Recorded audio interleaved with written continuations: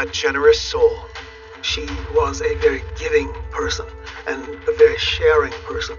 Who helped neighbors in need. When they needed extra money for baby food or diapers, Janora was always there. Is found brutally murdered. This homicide was one of the most violent homicides that I've worked.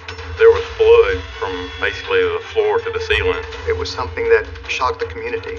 Police uncover a sinister trail of deception and hate. He had some strange tendencies. He seemed to be stalking her. The polygraph came back with some clear signs that he was being deceptive. To unveil a killer no one expected. He made her believe that he was her knight in shining armor, so she never saw it coming. He had two completely different faces on him. He was just the devil incarnate.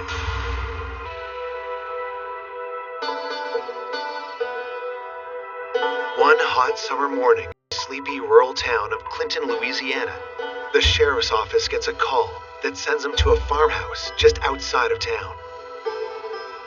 It belongs to a woman named Janora Guillory. When Janora didn't show up for work on Monday morning, her coworkers started to get nervous. They called her cell phone. She didn't answer. They called her landline, and it was busy. It stayed busy. At that point, a friend at work called the sheriff's office in East Louisiana and said, "Would you please go check on our coworker, Janora Guillory?" The deputy that worked for the East Louisiana Sheriff's Office, he went to the residence to look for her. The door was unlocked. And he discovered the body. He backed out of the house, and he said he threw up outside. He could barely even speak to the dispatcher. He was so upset by what he found. Detectives are called to the scene. You could tell something had happened at the very entrance of the door. There was blood right there on the door handle. The blood on the floor leads detectives inside the house. There, you could follow the blood trail, and it went into the kitchen. There were several knives that had blood on them inside of the drawer. There was also evidence like someone tried to use the phone, and there was blood on the side of the phone.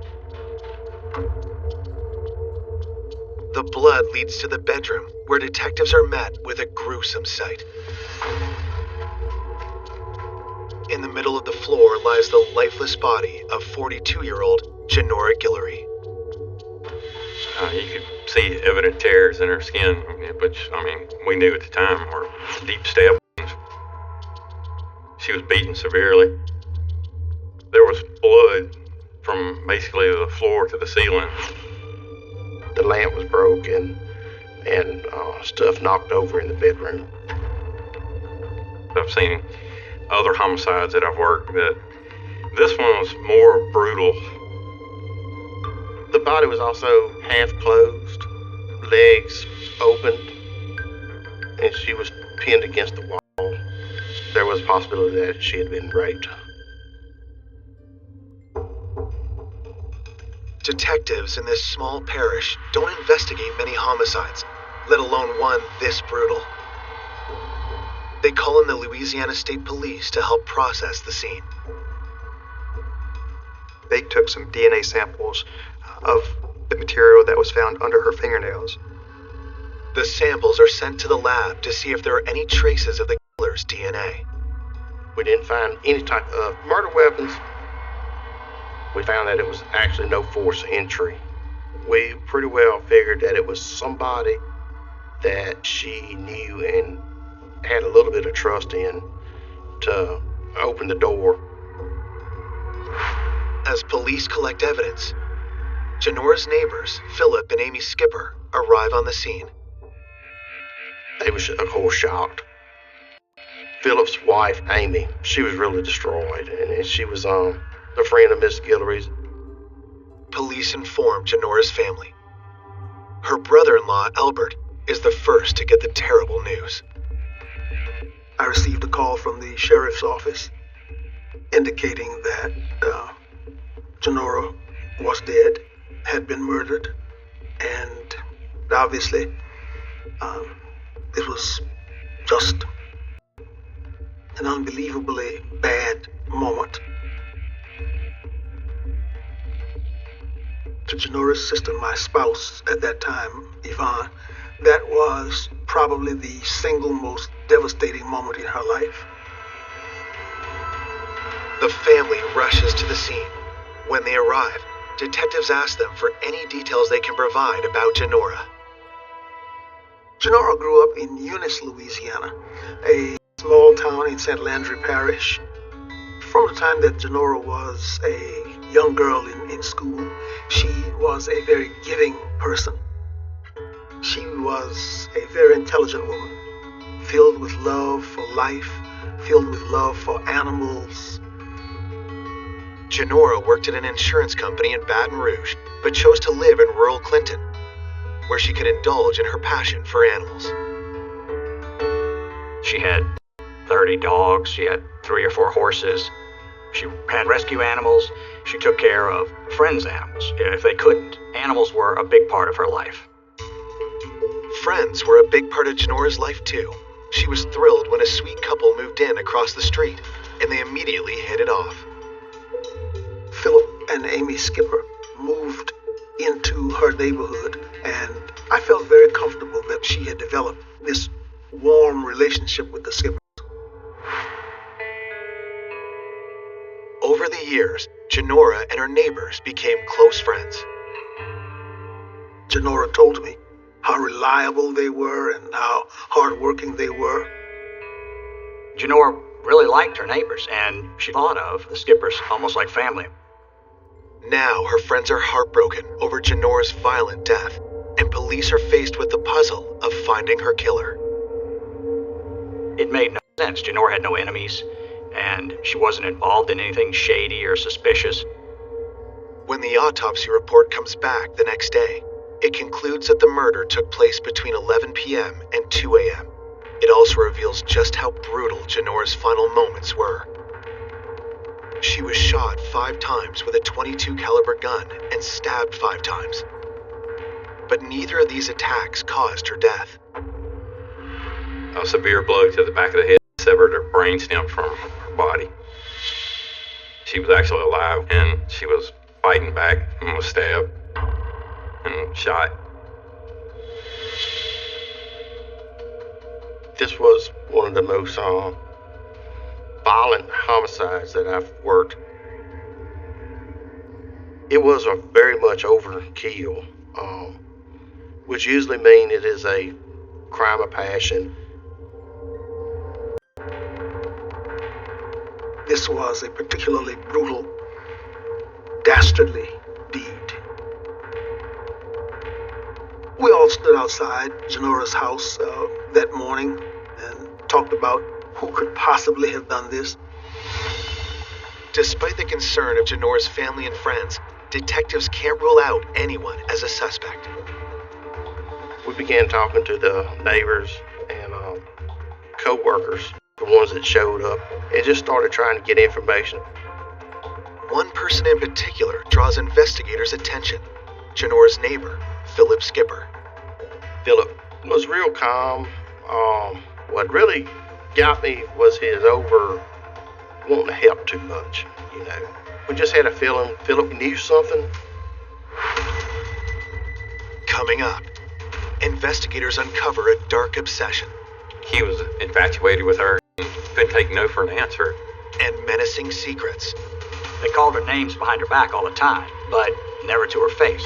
There was an incentive for them to actually murder her. That leads them to a suspect they never expected. They went on a tour of the murder scene, and he described the whole thing. He just blurted out. After 42-year-old Janora Guillory is found savagely killed in her home, detectives in Clinton, Louisiana suspect that her neighbor, Philip Skipper, might know something about the murder. Philip was over helpful at the crime scene, and it is something that we wanted to check out more. Police decide to bring in Philip Skipper and his wife, Amy, for an interview. Janora really liked her neighbors, and the Skippers had a young child and their stepson, who was 15 years old at the time. Philip Skipper tells investigators that when his young family first moved to Clinton. They were down on their luck, but their neighbor Janora kindly helped out. She started to take them under her umbrella and make sure that they had food and made sure that they had electricity. When the Skippers needed extra money for baby food or diapers, Janora was always there. The trailer they were living in, for example, was really dilapidated, so Janora helped them buy a new trailer. She helped them improve their lives as much as she could. Janora's kindness didn't stop there. She started to employ Philip to do all of the work in her yard and around the house, and employed Amy Skipper to do the work inside her house. Janora treated the Skippers like family and trusted them with keys to her property. She was just a very, very generous neighbor. Detectives want to know if the Skippers ever argued with Janora. Amy Skipper said their relationship had recently been strained by an unfortunate incident. Philip Skipper was raising pit bulls, and there was one dog that was not a pit that didn't get along with his other pit bulls, and Janora agreed to keep that in her kennel with her dogs. Well, that dog somehow got loose during the day while Janora was at work. The dog ran back to the Skipper's trailer and killed a goat that he kept as a pet. Amy Skipper ran over to Janora's house, got on the phone, called Janora at work, and was upset with Janora. And that's witnessed by a couple of Janora's co-workers who heard Janora's end of the conversation. She was crying by the end of this phone call. That's how upset Janora was. And Janora told Amy Skipper on the phone, "Leave the key at my house, get out of my house, and never come back." When police question Philip about the conflict, he tells them that he and Amy had since patched things up with Janora, and they were back on friendly terms. Philip Skipper was dismissive about the falling out. He said it was just a dispute among neighbors, and they worked it out, and there was no lingering after effects. Police are skeptical about Philip's version of events, and when they notice scratches on his arms, they wonder if they were made by Janora while trying to fight for her life. Questioned him about that. He said it was from him and his stepson wrestling in the yard. Not convinced by his story, investigators ask Philip where he was on the night of the murder. And he said he was asleep at the time that the murder happened.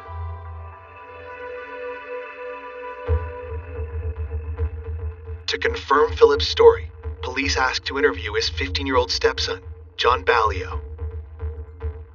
When you interview at the juveniles in Louisiana, you had to have permission of the guardian or the parent, which we had. I mean, they did cooperate there and let us talk to them. When detectives question John, they notice scratches on his arms too. Is it possible Janora fought back against two attackers? John Ballio had marks on him. He gave us the same story. John corroborates his stepdad's story, but police are still suspicious. The marks on their arms was really something that we wanted to check out more if they was being truthful. So after that interview, we did decide to have a polygraph set up. Philip and John agree to take the test, but before it can be scheduled, investigators uncover a critical detail. During the course of the investigation, we did learn about an insurance policy Miss Guillory had taken out on herself, and the money would go to the Skippers. Was an insurance payout reason enough for the Skippers to kill their friend and neighbor? With a lack of motive, it's really hard to find the killer. The insurance policy was an incentive for them to actually... Police have just discovered that murder victim Janora Guillory's neighbors, the Skipper family, are the beneficiaries of Janora's $25,000 life insurance policy. And it's just kind of unusual that the neighbor would have an insurance policy and lists the other neighbor as a beneficiary. They're not related. The insurance policy raises eyebrows for investigators, but Janora's family is well aware of the policy and does not suspect foul play. Janora wanted to make sure that the Skippers had the food that they needed, had the clothing that they needed for at least a period of time, should she meet an untimely departure. The Skippers, after Janora's death, did not know how to collect. They contacted me and asked me to assist them, and I did. Still, police believe the insurance money is a possible motive. That, coupled with the scratches on Philip and John's arms, convinces detectives to take the next step. Philip Skipper and John Ballio showed up at the Baton Rouge Police Department, which has a polygraphy unit, and they both separate polygraph tests. The polygraph interrogator asked 15-year-old John Ballio for an alibi. John Ballio said he was at home asleep when the murders occurred. Both John and Philip are asked about their knowledge of the murder by the examiner. And when their responses are analyzed, detectives are surprised by the results. Both of their tests came back with no real signs of deception. The results on the polygraphs, they was inconclusive, and the officer that was doing the polygraph didn't think that they had done the murder. The results are a blow to the investigation, and lead detectives drop the Skippers as suspects.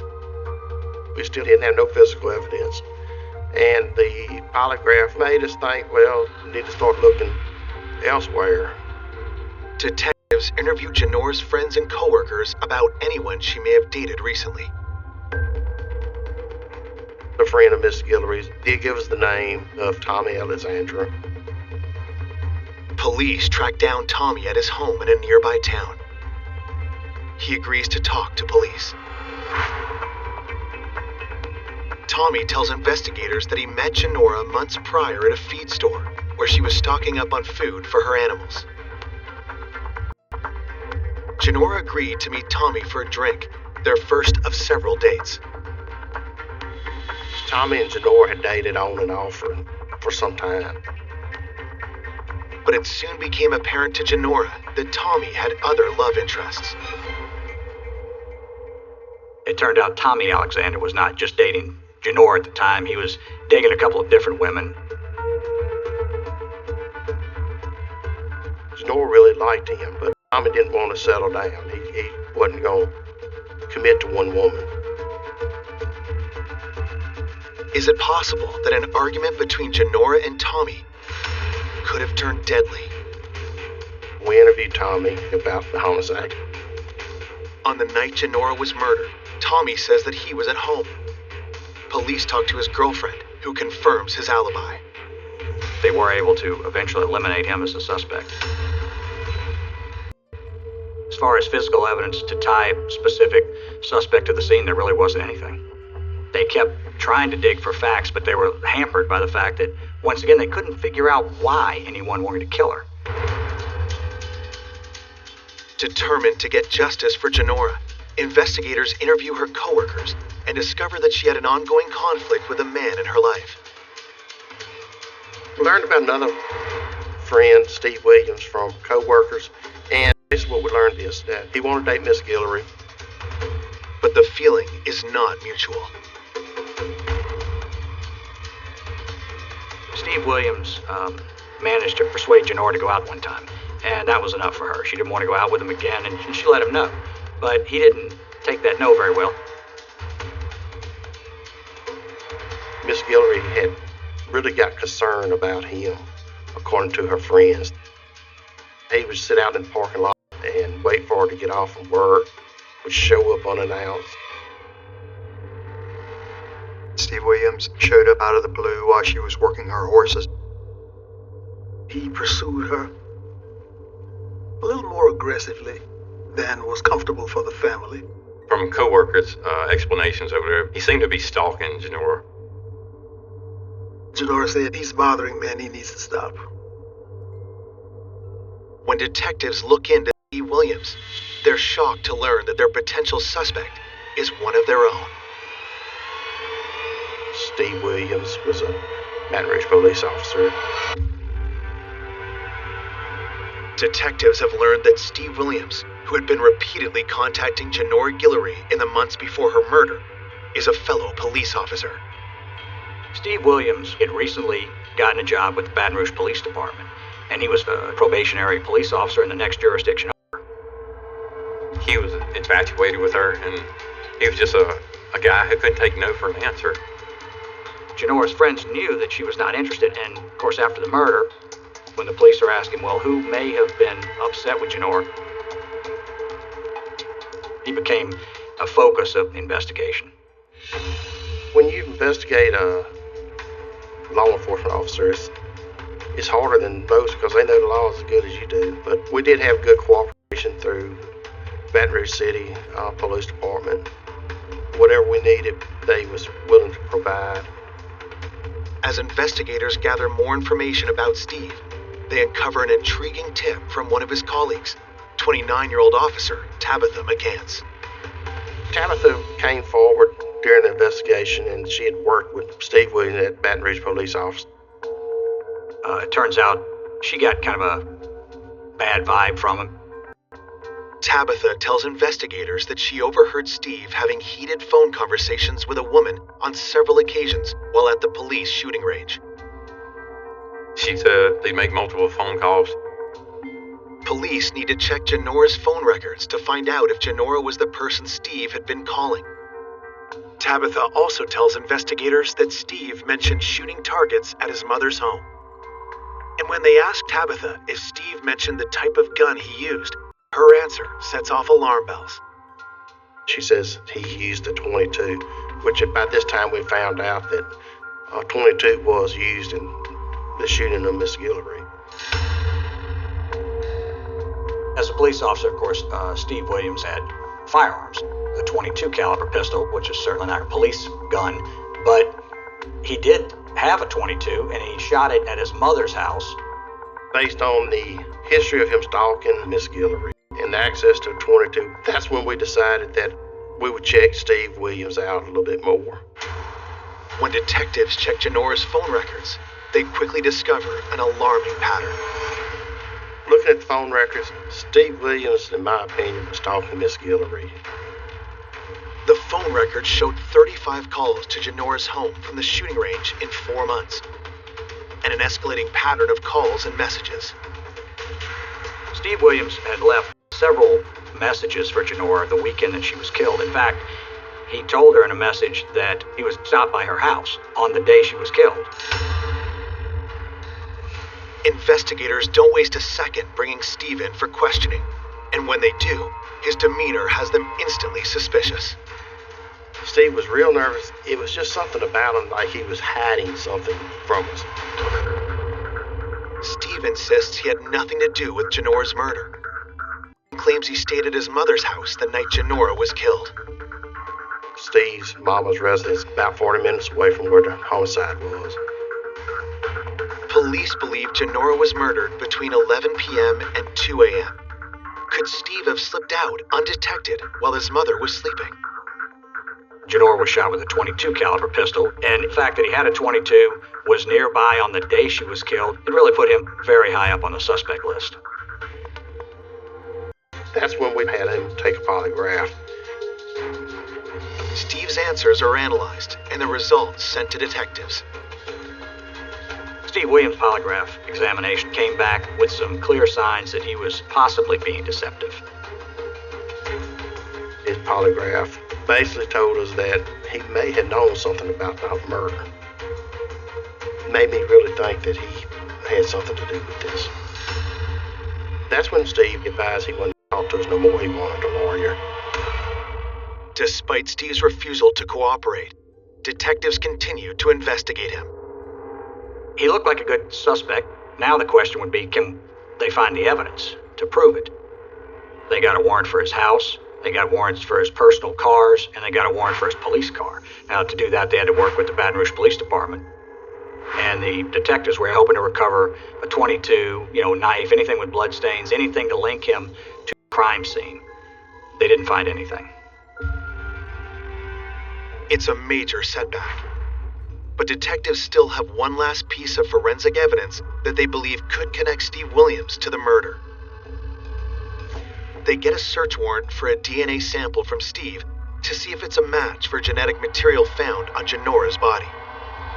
We had those fingernail scrapings that were taken off her from the State Police Crime Lab. It was determined, yes, there was some male DNA under her fingernails. Coming up, investigators zero in on a vicious killer. I picked out the worst photo that I could find of the crime scene, and I threw it in front of his face and made him look at it and said, did she deserve it? Police hope to use DNA evidence to link Baton Rouge police officer Steve Williams to Janora Guillory's murder.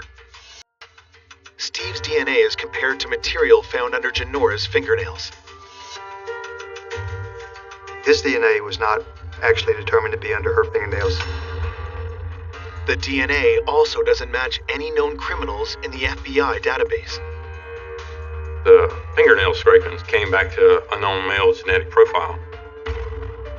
With no physical evidence linking Steve Williams to the crime, he's ruled out as a suspect, leaving investigators at a standstill. The case had gone cold, and they had no other leads to check into. The case stays cold for an entire year. There was great disappointment and great frustration on the part of the family when the case went cold. The shock of Janora's murder may have faded, but the community lives in fear of a killer who's still at large. When a murder occurs, it's very alarming. Everybody's on edge, especially after the case was at a standstill. Then, on July 27th, 2001, a tip comes in that changes everything. And I got a call on the telephone straight to the office. It was Detective Mark Atherson from Tangipahoa Sheriff's Office, and he just blurted out. He's like, "You have a woman named Mrs. G that was murdered over there?" And I just kind of looked over at Don, and I said, "Yeah, we do have a woman named Miss G that was killed." The detective there was working a domestic violence battery, and the victim had came in and told him that her boyfriend knew something about a murder in Clinton. The woman tells detectives her boyfriend's name is Donnie Fisher. We rode over there and found Donnie Fisher. We brought him over there to the Tangipahoa Sheriff's Office. But Donnie Fisher is not in the mood to talk. You could tell he knew something. That's when I picked out the worst photo that I could find of the crime scene, and I threw it in front of his face and made him look at it and said, did she deserve it? Reluctantly, Donnie looks down at the gruesome photos. Moments later, his whole demeanor changes. He started to break down and cry. And he looked at it, and then he told us, basically, his confession. Donnie says he heard a detailed account of the murder from one of Janora's neighbors. The neighbor took Donnie Fisher on a tour of the murder scene. He said once they got there, he took them and said, this is how it happened. Investigators are stunned. They question all Janora's neighbors at the outset of the investigation, but it didn't uncover any useful information or lead to an arrest. Detectives demand that Donnie reveal the neighbor's name. He said it was John Ballio, Philip Skipper's stepson. Detectives are shocked. They press Donnie for details, and he claims that John told him about the murder while cleaning up Janora Guillory's house. Janora Guillory's family had hired John Ballio to go clean up the crime scene. Donnie Fisher, he was out there helping, so as they're cleaning up the house, John Ballio was bragging to Donnie Fisher about how he killed Janora Guillory. John Ballio took Donnie and said, here's what we did here, here's what we did here, and he described the whole thing. Investigators don't know whether to believe Donnie's story, especially since John Ballio's polygraph was considered truthful. Yet every word of it lines up with the evidence. John actually showed Donnie how Miss G ran through the house, and talking to Donnie, he described everything that we'd put together from what we seen at the crime scene. Detectives want to know, why would Ballio want Janora dead after all she had done for his family? Miss Guillory would rather help somebody than hurt somebody. She would do anything she could to help the Skippers. It's kind of heartbreaking. Police now believe that Donnie is telling the truth, so they quickly file an arrest warrant.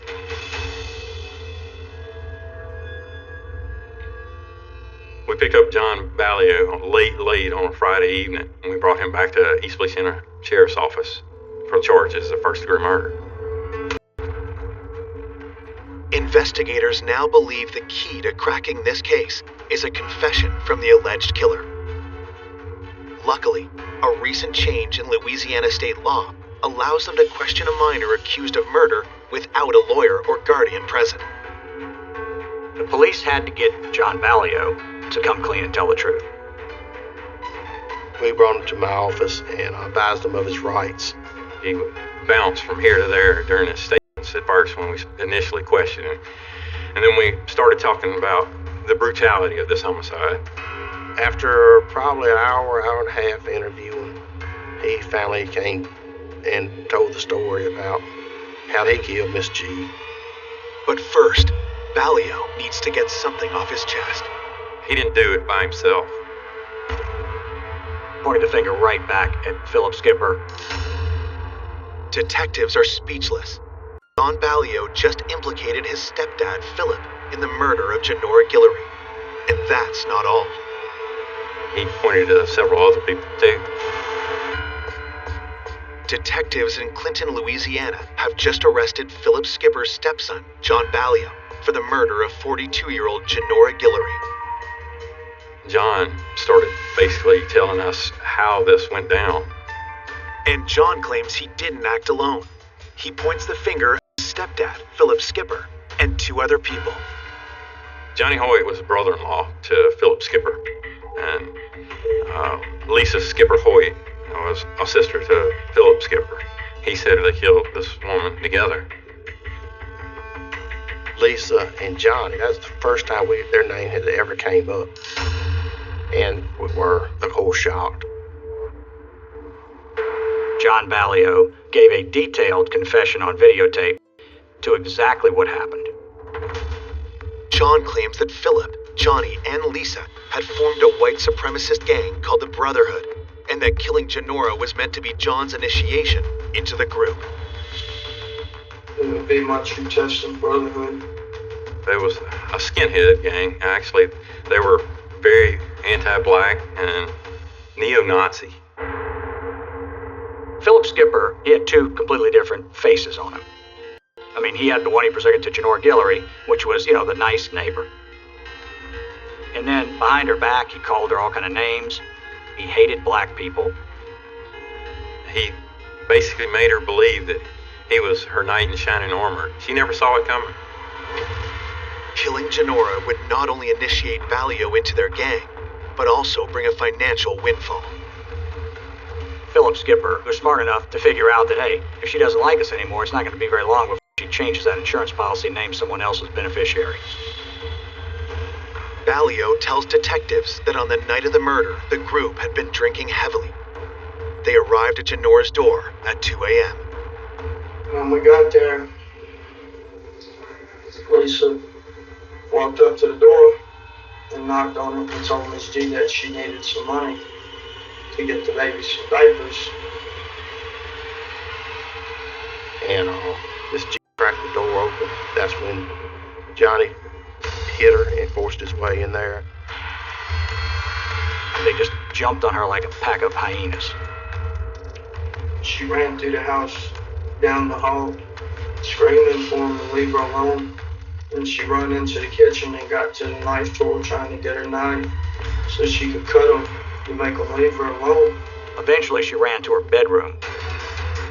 John told us that they took turns stabbing her, and they took turns beating her, and they took turns shooting her. And then somebody threw the final blow that, according to the medical examiner, killed her instantly. It was a blow with a bat to the head. Philip started hitting her with the bat. And after Miss G stopped breathing, they started raping her. John Ballio said that they used condoms. There was not an indication of any seminal fluid or any semen at the scene that night. With no evidence to back up John Ballio's claim of sexual assault, the rape charges are dropped. But detectives are still determined to bring Janora's killers to justice. John Ballio's confession gave us enough probable cause to make sure this case got prosecuted.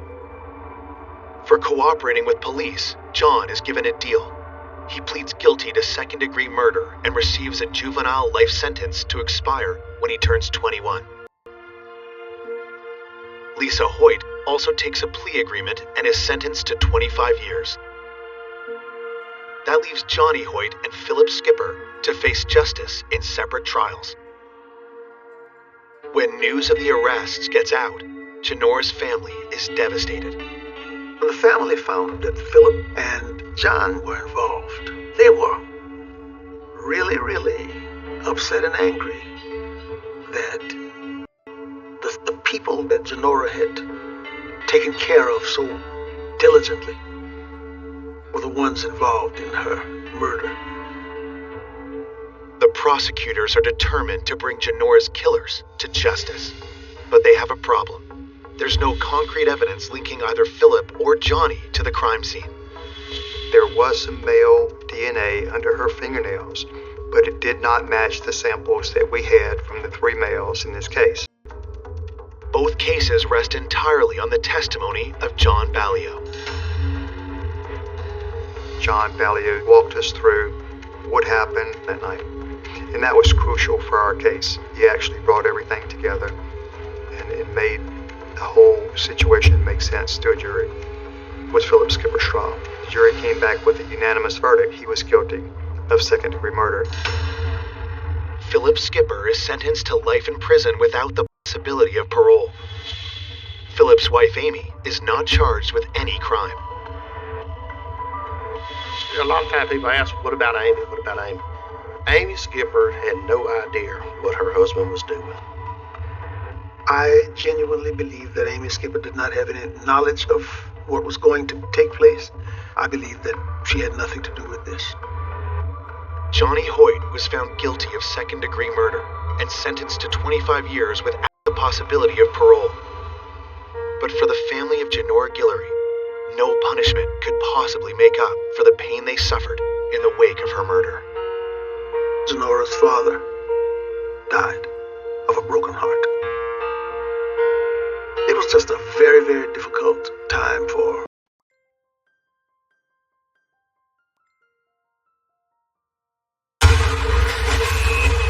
This is a twisted tale of murder, greed, and unbelievable deception.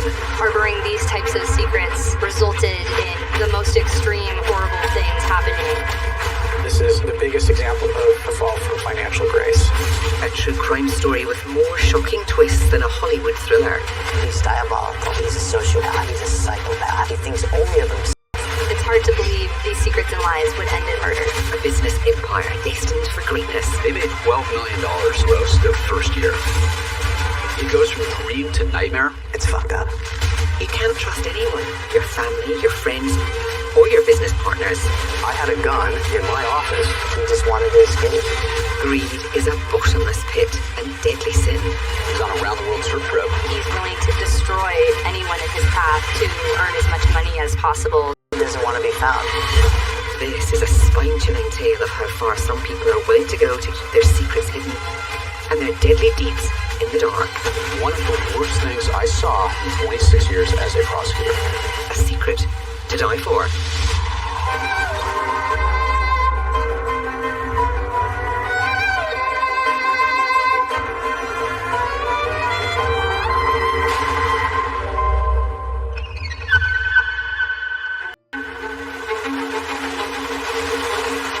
Orange County in Southern California is the land of beautiful beaches, endless opportunities, and warm weather all year round. It's a place where dreams come true. The coastal cities of Orange County are absolutely beautiful. It is one of the most beautiful places in the entire world. I grew up in this community surfing, boogie boarding, sandboarding, and going to school with kids that are driving Mercedes-Benz and Porsches. You see people in the entertainment industry, right? Artists, and the people are generally not only just beautiful, but they're friendly. Southern California offers a world of opportunity to those who work hard and dream big. 29-year-old Ed Shin and his wife Karen are living the dream. They had 2 children and had established a really good life together. They were very outgoing, entertained a lot, and both of them supported each other. He went to UC San Diego, which is a difficult school to get into, even for excellent students. Ed Shin is an impressive young guy. He worked for Merrill Lynch and some very well-known, very well-respected financial institutions. He was somebody who clearly had a drive to succeed. Ed is a young publisher. He runs a sports magazine out of Las Vegas. Community involvement and family time are important to Ed and Karen. Ed Shin met his wife at a Bible study camp where they were both counselors. A lot of their friends were involved in a community church. I think it gave them some type of foundation. People want something they can lean on to. Some of the best business opportunities come when you least expect it, from a friend in the community. I met Ed Shin through church. Ed seemed like he wanted to be a better father, a better husband, and even a better Christian. Joseph Gray was the owner of Lead Generation Technologies. The advertising lead business is essentially these numbers that we see on TV, like, if you want to consolidate your debts, call this number, and people will respond to those advertisements, and then they'll act as a middleman with the professionals that are actually selling the service. These were lucrative opportunities. Joseph really took a liking to Ed. He was charming. He showed a lot of potential. In Joseph, Ed finds a friend that understands the trials and tribulations of running a business.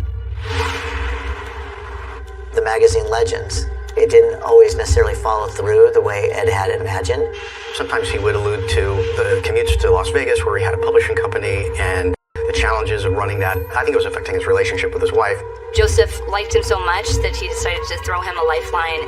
I said, I'm starting something new, and I think you might be an asset and a fit for it, and invited him to consider joining our organization. Joseph sees Ed as a kindred spirit, a perfect right hand to help propel the success of his business. He was hired to be the vice president of business development for the company.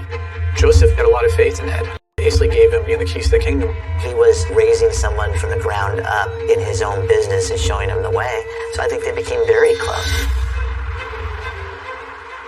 Joseph really went above and beyond to help him, not just in business, but with his family life as well.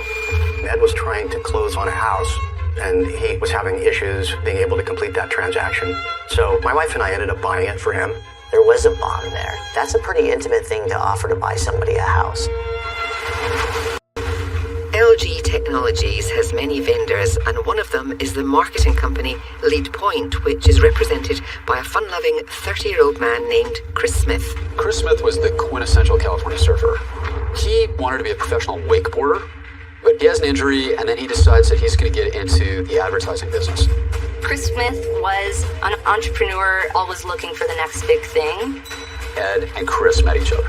They were dynamic guys that had a similar philosophy, and they get to be fast friends. Ed took a liking to Chris in the same way that Joseph had taken a liking to Ed. Ed saw in Chris the ambition and drive needed to break through the lead-generating business. Ed's in a position to where he can hire a team. And he goes, what's going to take us to the next level? That is when he brought in Chris Smith as a consultant for LG Technologies. Ed and Chris made a great team with the different abilities and talents that they both possess. Chris was really in the creative side of the ads. Chris, as a copywriter, was in his element. It was like breathing air to him. All these ideas are just going in his head, and out comes this perfect pitch. Ed was delivering those leads directly to advertisers who could bid for them and pay for them. A big part of securing new clients is the larger-than-life excitement created by expensive parties, fancy dinners, and exclusive perks. They would go to Las Vegas, and different companies would meet, mingle, interact. Ed is a salesman, so what client wouldn't like being taken to nice dinners, nice bottles of wine, trips to Vegas? He spent a lot of money schmoozing with clients and showing them how much money that he was bringing in. Ed takes his responsibility to attract new clients to a new, excessive level beyond what Joseph was aware of. He was regularly flying to Vegas, and not just on a commercial flight. He was taking private planes, getting private rooms, the most expensive liquor, the best food. Ed had a taste for the finer things, and he didn't spare any expense in that regard.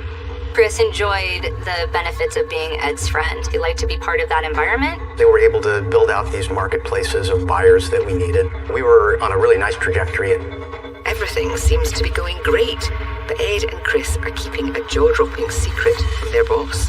About 3 months after Chris had been working at LG Technologies, he quickly left the business, and a couple months later, Ed Shin followed suit. Now Joseph Gray is like, what just happened? Why would they leave? It didn't make any sense. There was something going on. Ed and Chris realized that they were kind of sick of making money for other people, and if they started their own business, they would be able to apply their ideas and maybe make a fortune. To make the betrayal even more personal and painful, Joseph learned that Ed and Chris' new business will be in direct competition with his company. They've started another business that does the exact same thing, just without Joseph being a part of it. Ed and Chris call their new company the 800 Exchange. The startup employs their tried and tested winning strategy. Chris is in charge of creative, and Ed is the money man. One of the strategies that Ed Shin used would be to fly them to Vegas, get the high roller tables, to hire girls to stand by their side, to spend hundreds of thousands of dollars on expensive food and liquor, be there for several days, and just basically drown them in money to show them the worth of the company and to get their investment. Their formula was working. They're knocking it out of the park together. They were making money hand over fist. It was extremely lucrative. The 800 Exchange is doing so well that Chris convinces his younger brother, Paul, to move from Oregon to California to work at the company. Paul and Chris they're more than just brothers, they're best friends. For Paul, this was an opportunity to leave the rain, to come to where it's always sunny, to work with his brother, to have his children be closer to their fun uncle, and to make a ton of money. Back at LG Technologies, Joseph Gray is worried that Ed and Chris may have also stolen from him. I literally, like a detective, had my office littered with different evidence that I found, going through thousands and thousands of corporate emails, piecing together what exactly had transpired. Joseph Gray goes a little bit deeper in his company and has a forensic accountant come in and evaluate the books. And they realize, holy cow, we were ripped off. Hundreds of thousands of dollars have been billed to a client, but the money had been diverted. Driving the final nail into the coffin of their friendship, Joseph traces the missing money to its final destination. Those funds went into Ed Shin's personal bank account. I'd been backstabbed by Ed. The ultimate betrayal from someone that you met in a Christian-based setting, you ask yourself, how can I have faith? How can I trust anyone again?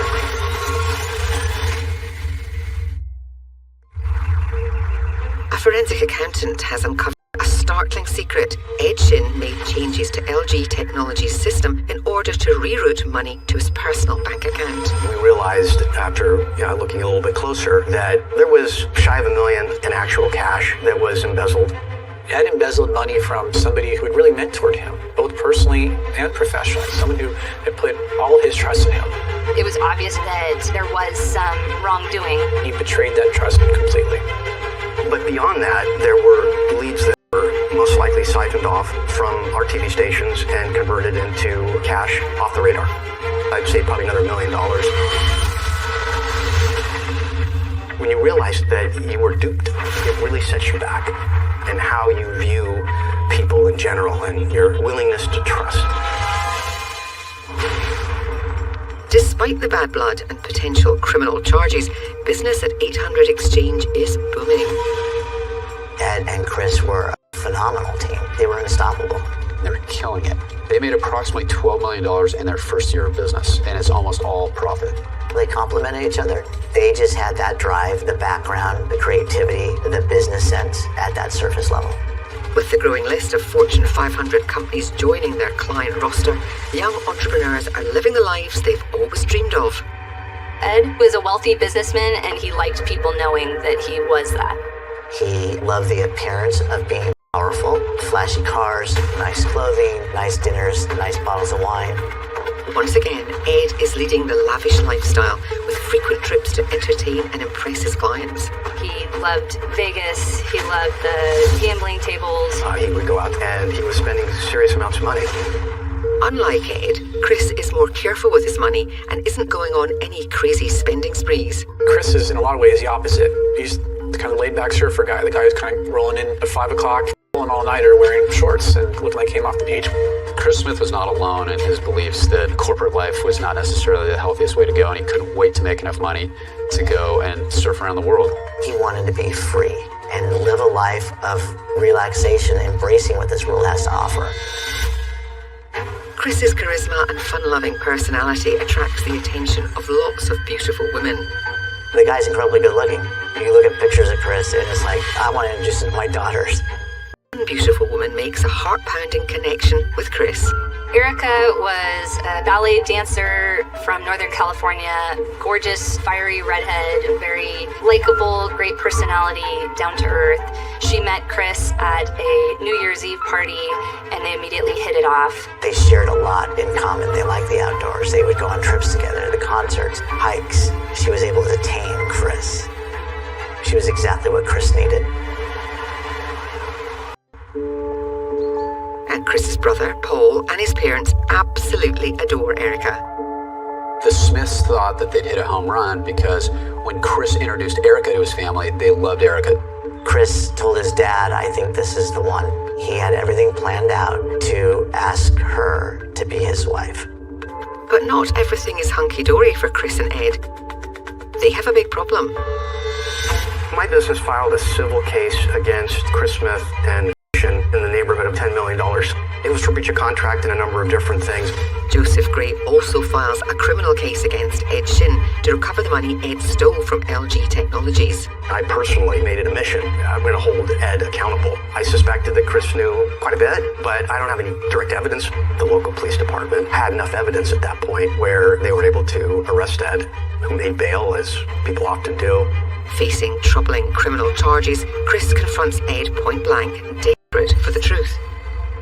Chris confides in his brother. Hey, I'm scared. I don't know what's going on, but let's give Ed an opportunity to clear things up.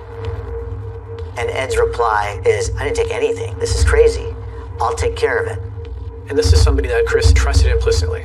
Chris needed to believe in that relationship because Chris was tied to their new business. Life and business go on, but the looming charges seem to affect Chris and Ed differently. Even after the embezzlement charge, Ed's lifestyle did not change. He did not appear to be affected by this significant impact on his business and his professional image. He's still going to Vegas, entertaining clients, still trying to generate revenue, but you have something holding over them, and it's eating away Chris. Chris was very concerned about these lawsuits. Even though he wasn't charged criminally, this is Chris's moral compass that's now being in question. As his new company comes under the microscope, Chris's laid-back attitude is replaced with growing paranoia about Big Brother. He had these borderline conspiracy theories. You don't want the government to always locate you. There's too much data out there. With fears of conspiracy, Chris does what he can to protect his assets. Chris expressed distrust in the banking system. He had even gone so far as to stockpile tens of thousands of dollars worth of gold around his apartment. His girlfriend talks about how the stress seemed to be getting to him. She's a little worried about him. Deception, betrayal, and a thirst for vengeance are causing turmoil in the lives of the tech entrepreneurs Chris Smith and Ed Shin. And pressures are building on all fronts. Chris's headspace was clouded, and a lot of heavy things started coming down. Shockingly, the happy-go-lucky, previously peaceful man has a deadly plan to bury his troubles. He tells Erica, I want to kill Joseph Gray and torture his family.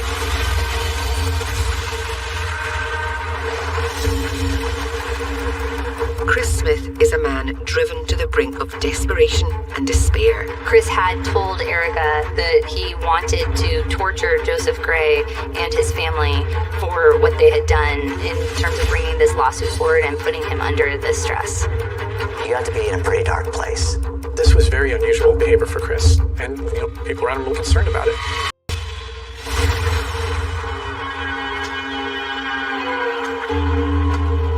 Joseph Gray is in a legal fight with his former employees, and now he fears for his life. I hired a security person who would be at the office that knew what Ed looked like in case Ed were to show up. I had somebody posted at my home, and people thought I was probably nuts.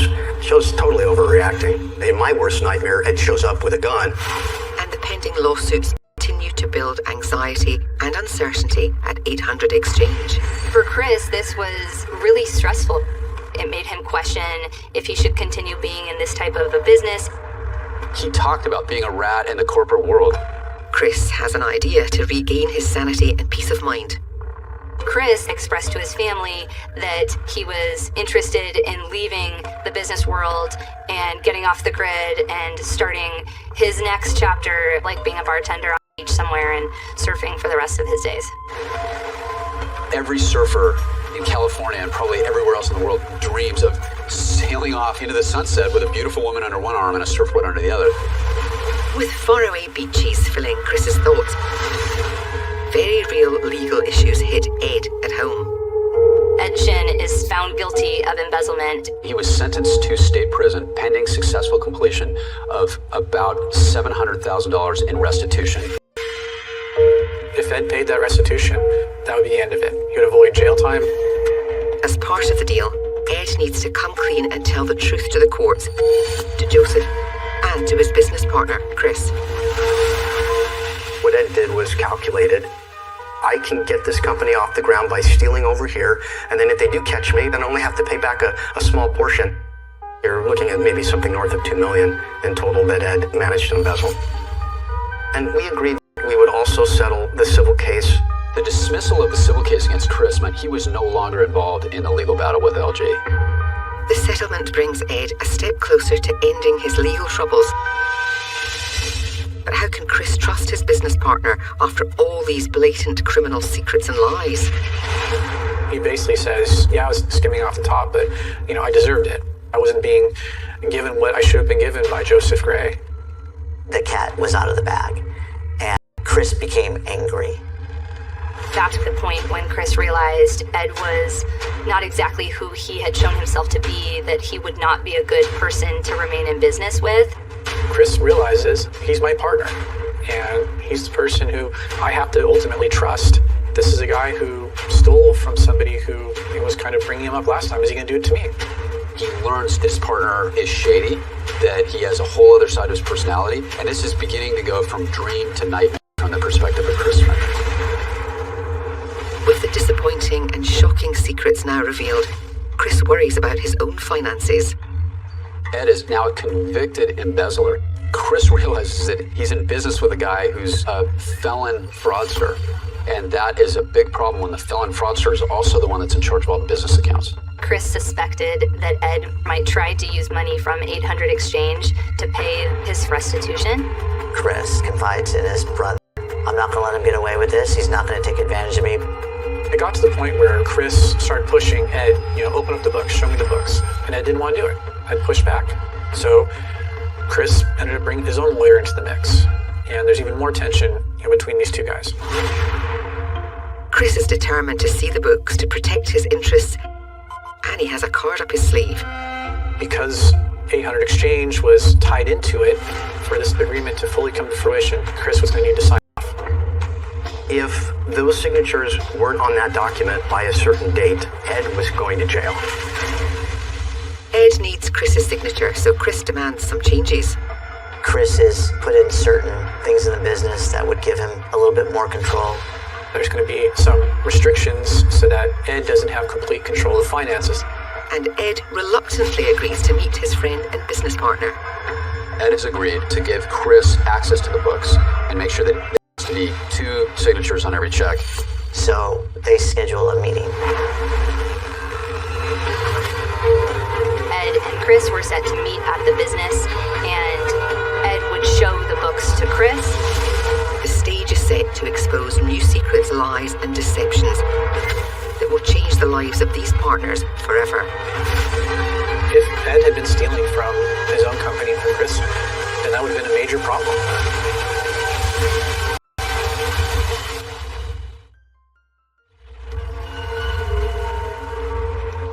On June the 4th, 2010, the two friends meet at their company office to go over the financial records. Chris has every intention of remaining in the company despite his growing concerns about Ed. Chris wanted to make sure that the restitution money was coming out of Ed's own pocket. Chris was doing what he could now to put those checks and balances in. Suddenly, the meeting takes a turn. Chris, a life-changing epiphany. You know what? I want to get away from this and drop out of the rat race permanently. Chris decides he wants to sell his shares in the business and leave the corporate rat race behind. Ed agreed and said that he would give Chris $1 million, and Chris could leave the country and move on to his next chapter. He always talked about how wouldn't it be great to make a bunch of money, retire early. So Chris reaches out to his lawyer with the news. I agreed in principle with Ed to buy me out. Chris's attorney gets an email saying, okay, forget everything we've worked on for the last several months. I've changed my mind. Chris's attorney is really surprised at this. They had not discussed him just up and leaving the company. That was his fantasy, that was his dream, to go and surf the world, get off the grid, get off the hassle. Next, Chris shares his new plans with the family. I'm going on a vacation, probably a 3-week trip to Galapagos Islands and Costa Rica. Need to just get out of the matrix and find myself. I'd been bought out by Ed, so I have the money. I'm gonna go live life. I'm gonna go surf the Galapagos and then go through South America, and I'm gonna take this wonderful round-the-world surf trip that every surfer dreams of. Give me this time. I'm just taking a short 3-week vacation. And after that, I'll regroup and we'll meet up. The impromptu adventure isn't out of character or unprecedented for Chris. Was the type that sometimes would just escape. He would go to Indonesia every year or so and do a boat trip there. He took his brother Paul on a 3-week trip to Tahiti. And that was typical of Chris. As Chris sails away from his problems, Ed gets a handle on his new responsibilities. With Chris gone, Ed was feeling tremendous pressure because not only did he have to pay the restitution for the embezzlement, but now he had to find a way to rebuild their business. There's a bunch of emotions going on within the entire 800 Exchange company. Paul's frustrated as well. His brother, who brought him into this company, has basically kind of bailed and taken off without any warning. Problems are not the only thing Chris leaves behind. His girlfriend is stunned by a blunt goodbye message. Erica also receives an email in which Chris broke up with her. She gets dumped basically through an email. He said, I don't want to get married. I did meet someone else, and we're on a trip together. You can imagine how devastating Erica was. She thought that she'd been bailed on, abandoned by this guy who promised to marry her. This had to be absolutely devastating to her. Now he's telling Paul, you never guess who I'm with. I'm with Tiffany Taylor. She's a Playboy playmate. She's beautiful. Paul receives a photo of his brother's great new life featuring a seductive brunette. He's with a beautiful Playboy playmate. He's on a yacht. It couldn't get any better. Literally, he's living the dream. Heartbroken and betrayed, Erica wants to talk to Chris, but he's not interested. He says, I'm not taking my cell phone. I don't want people bothering me. He's getting on sailboats and he's not going to have any internet access. So I will try to reach you when I get to an internet cafe. She's left with a lot of questions. Chris just took off. Chris is away traveling the world, and Ed and Paul struggle to keep the 800 Exchange successful. It's not so easy without Chris and his brilliant copywriting. Ed was faced with being made to stay back and save the business while Chris was able to freely travel the world. The creator, the artist, is never coming back. He's bought out. The business is in limbo. This would not have happened if Chris didn't leave.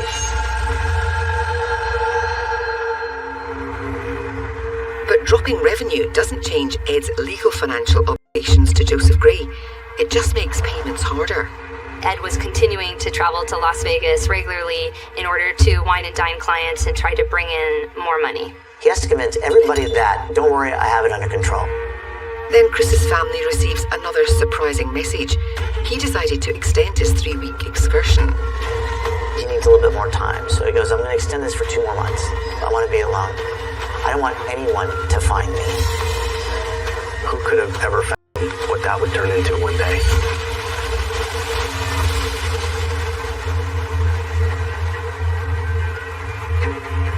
It's a troubling time for the loved ones of Chris Smith as he extends his vacation, leaving his family wondering what is going on.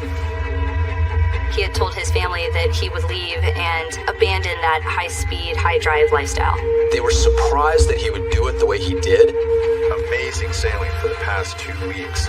We are on a 45-foot yacht, so there's no internet or phones, just us and the sea.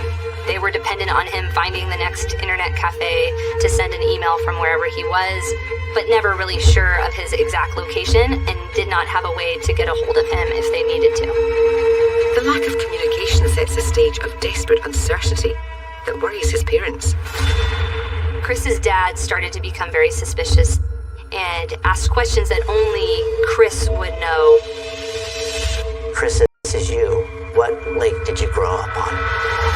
Dad, I'm fine. Stop tripping. Then I'll tell you about Kelly Lake.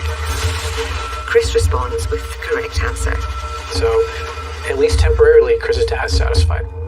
Chris continues to update his family from port to port with brief messages of his adventures. Then they get one saying, hey, I'm in India now. I just met this guy. I'm going to get on his yacht and go to Africa. He's talking about traveling through Rwanda and trying to sell gold coins. He's talking about going to the Congo to buy a conflict diamond for Paul. Now it's starting to get a little dangerous. Is Chris putting himself in a place of danger because he's stressed? I'm a white kid going to Africa with literally a pocket full of gold to buy conflict diamonds in a war zone. Like, that, it is the most dangerous thing that a parent could possibly imagine.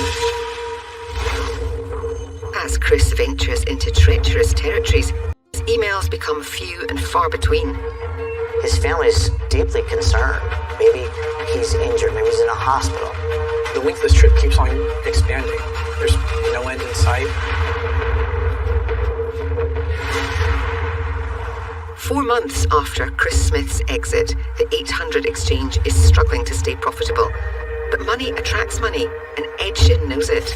As he tries to keep this company together, Ed's still holding these Vegas events. Paul goes to a dinner with some clients, and Ed usually has beautiful women there for entertainment. And lo and behold, across the room, the person that he thinks is on this round-the-world sailing trip with Chris Smith is literally sitting there at the 800 exchange party. Holy cow, this is Tiffany Taylor? Paul recognized her from the one picture his brother had sent him. He's ecstatic. How is Chris? I know everything about you. And she looks at him like, what are you talking about?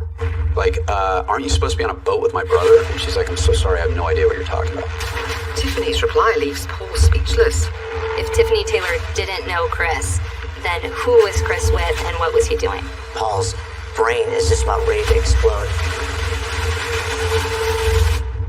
No one has any clue what's going on at this point.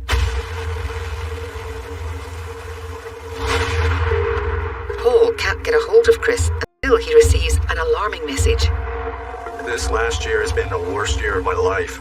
I even contemplated suicide.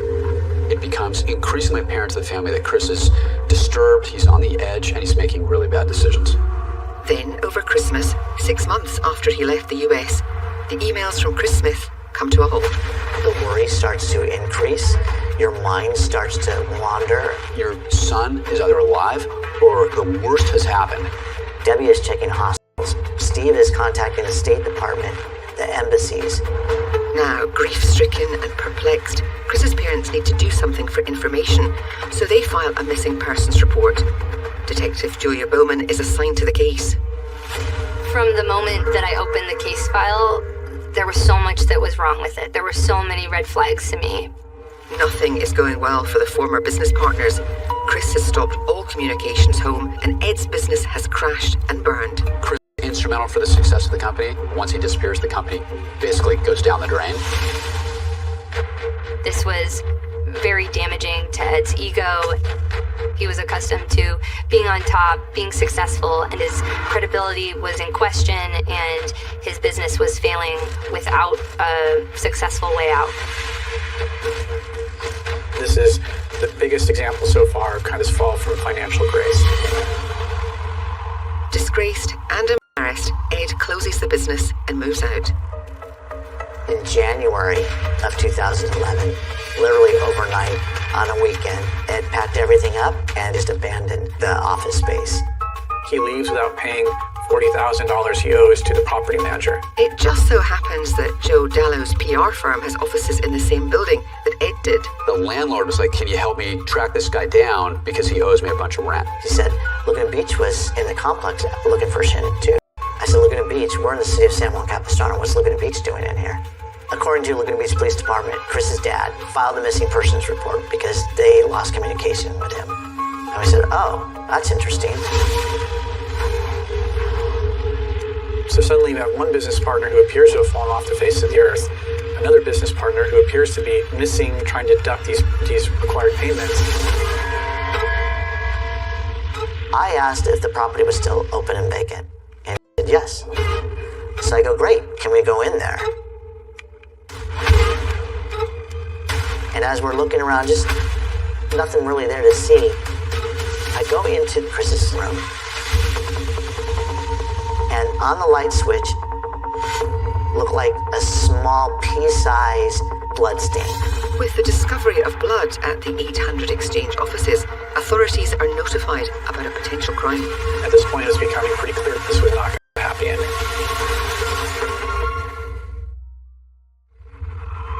The discovery of blood at the 800 Exchange offices leads Detective Julia Bowman to get a search warrant.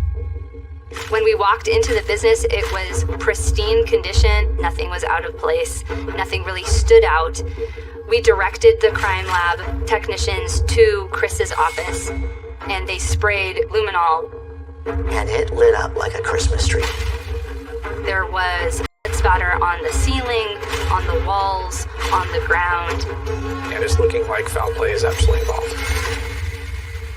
Then they pull up the carpet and there are huge stains of blood. Blood samples are sent to the lab and the results stun everyone. When DNA is done, they're able to make a link between the blood that's recovered at 1-800-EXCHANGE under the carpet and the family of Chris Smith. Chris Smith wasn't taking time off. He was dead.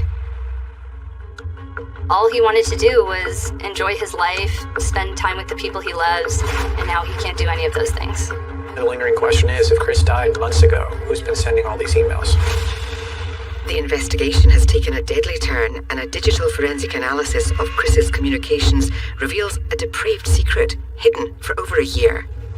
What is being portrayed as being sent from all over the world was coming from Ed's computer in his own office. It's a startling secret. Ed Shin fabricated the twisted story and impersonated Chris to deceive everyone. These guys hung out together for years. He has enough information to sell it. Chris never left the U.S. Chris never wrote to his parents. Never sent a message to Erica. Every email he sent was a lie to the family of a dead man. And to do that dozens of times over months and months and months, I mean, that's dark. Ed had motivations and secrets he felt were worth killing his friend for, but police need to prove that the church-going businessman is a calculating, cold-blooded murderer. There's the Ed Shin that everybody knows, and then there's the real Ed Shin. Ed was able to present himself as a church-going family man, but Ed lived a life of a lie. Deception certainly seems to come easily to Ed Shin. As detectives dig into Ed's past, ugly truths and hidden secrets start scratching into the light of day. When Ed was in his early 20s, he was living with his parents in their mansion. One day, Ed's parents received an email that their son had been kidnapped, and if they ever wanted to see him alive again, they needed to pay the kidnappers $1 million. The FBI got involved, and they realized that the email had been sent within the Shin's home. Ed was extorting his own father for money. With substantial evidence stacked against him, criminal investigators exposed the brutal truth hidden behind Ed's secrets and deceptions. decisions. Reconstructing Chris's last known whereabouts uncovers a backstabbing, ruthless killer. Here's the truth of what really happened. It was the evening of Friday the 4th of June 2010. Ed and Chris meet at 800 Exchange. Everyone else is left for the day. Chris asked Ed to see the books for their business, and Ed refused. Ed can't let Chris see the books because there's no money left. Ed has already stolen from him, and he's ripped him off to probably every dollar that they've made. Chris is going to stop him from controlling the money, which is going to prevent Ed from stealing from their own company so he could pay his debt. As soon as Chris actually sees the books, he's going to file a lawsuit. Faced with his secrets and lies being exposed, Ed makes the brutal decision to murder his friend and business partner to keep his deceitful actions hidden. And he attacked him from behind with a baseball bat? Ed just violently, relentlessly bludgeoned Chris to death.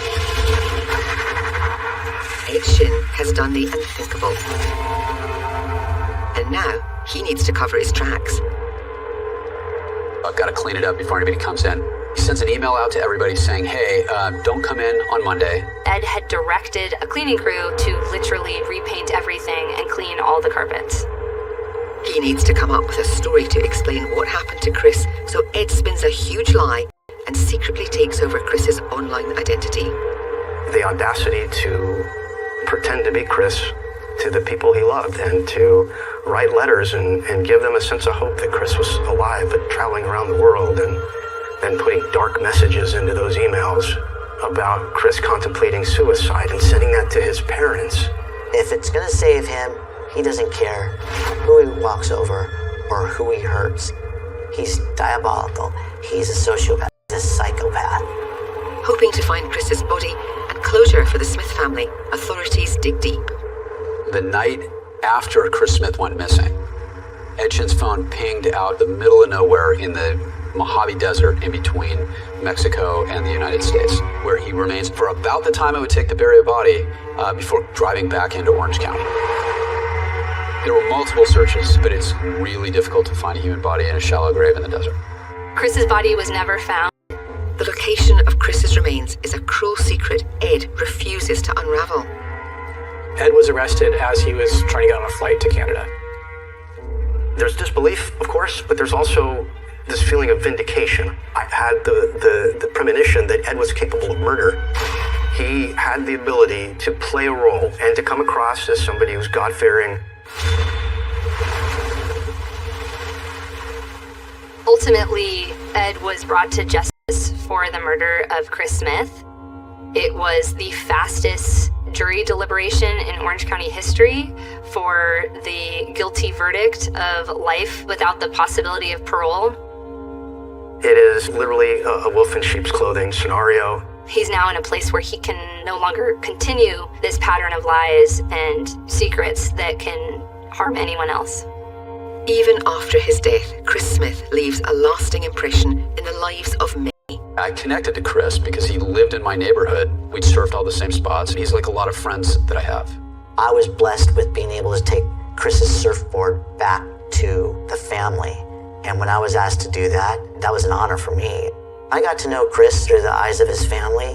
When I visit the Smiths, I feel Chris's presence. There's nothing that can be done to repair the damage that was done. Chris Smith lost his life. It's a terrible outcome. And for what?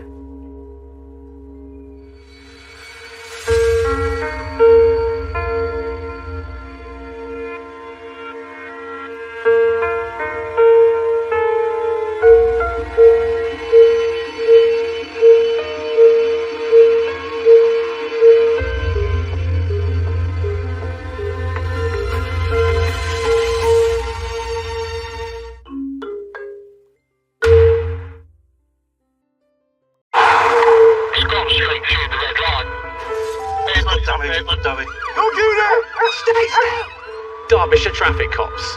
Does it just have warning markers for potential firearms? Gentlemen, you're under arrest. Intent to supply class A drug. Police 1,000 square miles.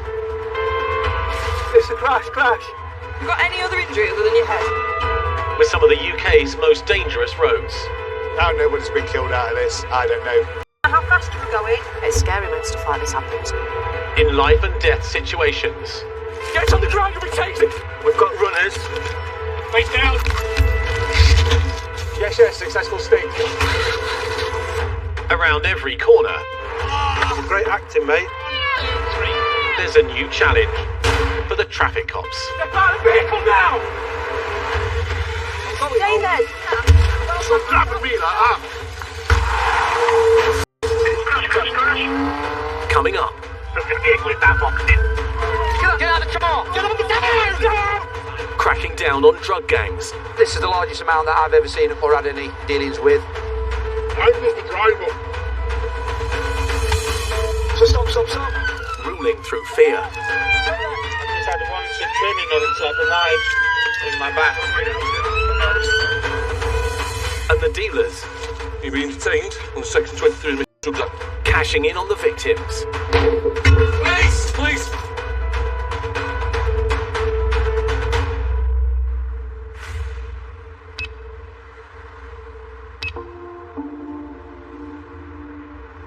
From an 8 units. Looking at this vehicle on intelligence, the suspects of this vehicle, they are linked to drug supply. Can I go 19? Go ahead. Yes. I'm about 2 miles from north. With drug seizures on the rise, officers like PC Craig Dawes are out targeting drug runners. Drug trade is really significant. I think it's become a big problem. It appears now that the amount of drugs that's been seized, the ease that drugs are available, the vehicles that we're stopping that's containing drugs, it just seems that it's part and parcel of life now, and it's quite openly there. Vehicle is in college, that was not fun. Forward stop, stop on it. Leicester from Derbyshire Traffic, Oscar Tango 19. Yeah, Oscar Tango 11. Vehicle is lane 4 of 4, Hampton Junction, as we speak. Colleagues from other forces have got behind a vehicle that they believe is involved in high-end crime. The officers have got unmarked cars behind it. They don't believe that they're being compromised. They're able to follow the vehicle quite closely. From Oscar Tango 19 Derbyshire, you have got myself, high performance, fully marked if I can assist in any way. That's brilliant. Is there any possibility of a stinger site around there? There's only the slip road, but it's very busy at this time. Subject vehicles committed M1 North. If the Derbyshire Mobile can get a stinger site, that would be helpful. Yeah, I can wait at exit slip, and then if it continues, I can assist you. I think you've got an ALV as well behind me. Do you want to take command of your resources onto your force area? Yeah, 19, I'll take control if that's okay, then I'll put it on this channel and start putting some plans together. Oscar Tango 3-1, I've just been tasked. That's all my thing.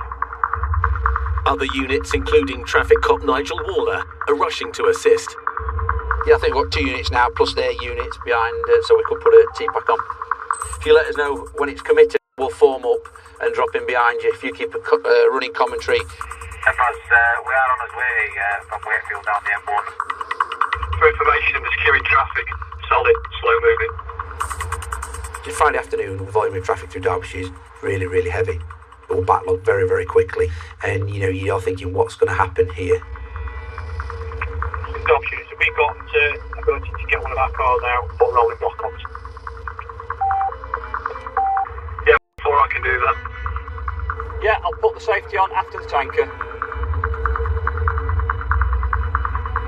The plan initially is to surround the vehicle and box it in, but with that option you've still got a risk because you then bring in members of the public into play. From Oscar Tango 14, block is on, M1 northbound. Oscar Tango 11, we are 2/3 of a mile. Preemptive tactics is the preferred option at this time. Should the vehicle fail to stop, then initial pursuit is authorised. Subject vehicle is committed. M1 north, passing the opposite. Yep, from 19, we are on the entry slip, waiting for you to call that you've gone past. Yes, no worries. Lane 4 of 4, passing on slip. 4 of 4.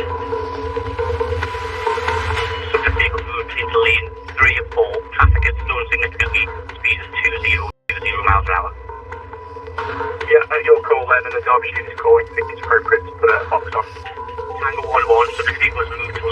4.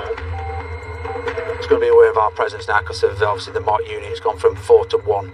We need to get it on.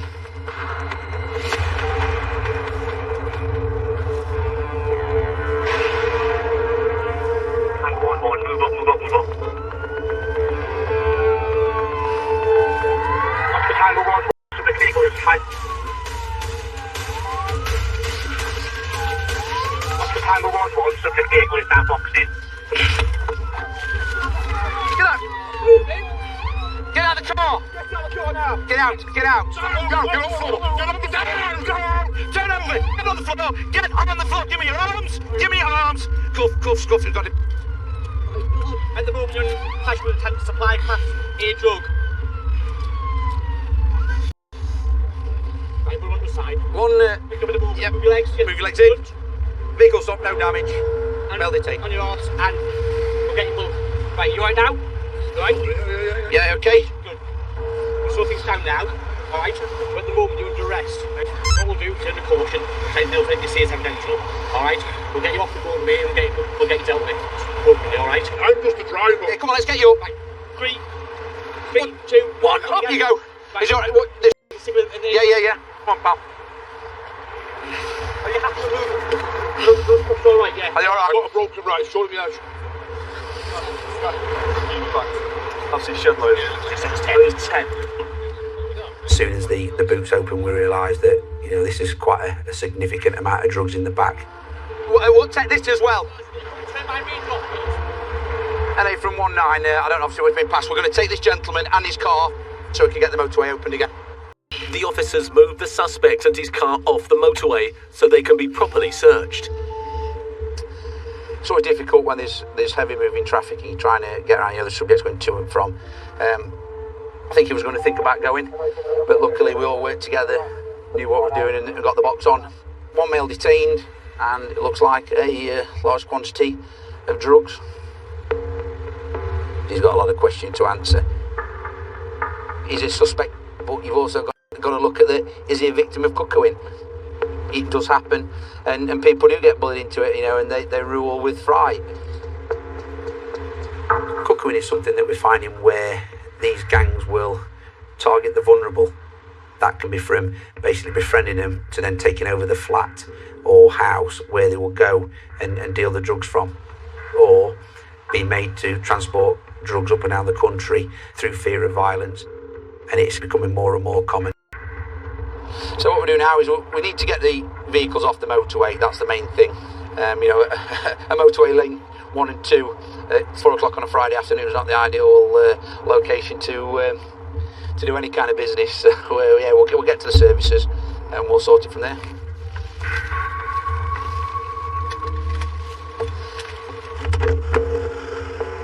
We'll put them in front stack. Alright? Look some time, please, sir. There you go. Put my fat finger in here, so there's plenty of room. Nothing sharp that's going to hit me or you? No, sir, no. I'm just a driver. At the moment, we've got to go through a process, alright? And that process starts here. So we're going to go to Ripley Police Station where you're going to go to custody. Don't sit me in a cell for easy. We'll we'll try to. Yeah, go in there, mate. Come on, sort it. Alright. Get they on to benches. The driver is being taken to custody for interview. We've located a large cardboard box with 10 green packaging. I believe that packages now could be cocaine, with an estimated value of each block possibly £40,000 a block, which at this stage we believe it's going to be £400,000. Street value roughly has been estimated it may be over £1 million worth on the street. It's estimated more than £9 billion worth of illegal drugs are sold in the UK every year. This is the largest amount that I've ever seen or had any dealings with through my time. Just shows you what is being transported up and down that motor on a daily basis, where you'd think it wasn't. You look at the car, does it stand out? No, it's just a general bog standard car with that in the boot. Normally these cars on a Friday you've got your Aldi, Lidl and Tesco shopping in. It's instead we've now got a large quantity of drugs that's been seized. So it's a great result. Hello. Coming up. Where's your number plate? A suspected run on 2 wheels. What's a motorbike making up to me in Derby? Desperate to get away. Into a park. Just vehicles failing to stop. And more drug pushers. One's alighted from the back. Making a run for it. There's another one out and running. Putting users under threat. So stop. I've just had a knife in my back.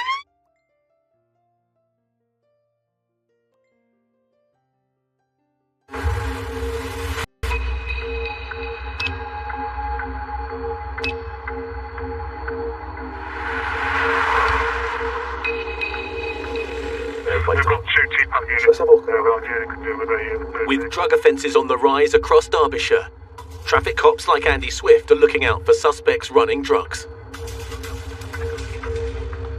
Hello? Where's your number plate, my friend?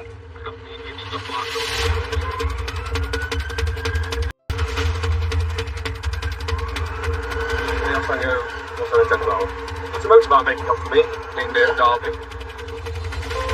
We're currently 55 miles per hour. It's a mission for soup, please.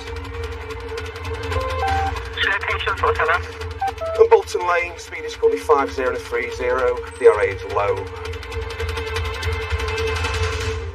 We get people riding on mopeds and bikes, driving around dealing drugs, and it is a countrywide problem.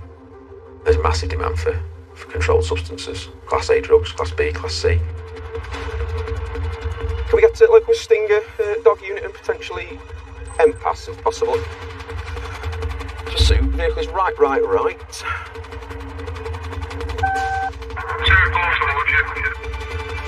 Sheriff Jim Montague, continue at this time, please. Down the first West into a park. The vehicle is currently going off-road into a park, stand by. It's safe to continue. The vehicle is into the fields. Thank you for that. Any units can start making their way down to Derby Road or Snelsmore Lane, which you may come out on that way. Fellow Lansway. Go to Fellow Lansway. For information, the rider is wearing grey tracksuit bottoms. He's got a black puffer jacket on. He's a white male, I'd say early 20s, and he's got a black helmet. Full face. You staying on this bit, Swift, just in case it decides to come back. I'm going to stay where I am, mate. Yes, that's my plan. Drugs are the sole motivator for most crime. People who commit your burglaries, your shop thefts, theft of cars, commercial burglaries, most of it is down to pay for drugs. And as soon as you stop one person who's at the bottom of the chain dealing drugs, someone has replaced them 3 hours later, just doing the same thing again. It's very difficult to catch these people because obviously they just go off road, but they're always worthwhile trying to stop. There's probably a good 8 hours of the shift left, so let's see what else we can turn up. Across town, traffic cop Sergeant Scott Riley is also on the lookout for drug runners. I think drugs are a big issue everywhere, really. I can't really say whether it's any worse here than it is in other places, because obviously I've only worked in Derbyshire, but it's certainly a problem that's not gone away for my 22 years of service. 5 minutes later, he spots another suspicious vehicle. An A receiving Officer Tango Sierra 4. Yeah. 1015 vehicle, check please at column number 2459. I suspect this will just be a bit of a boy racer.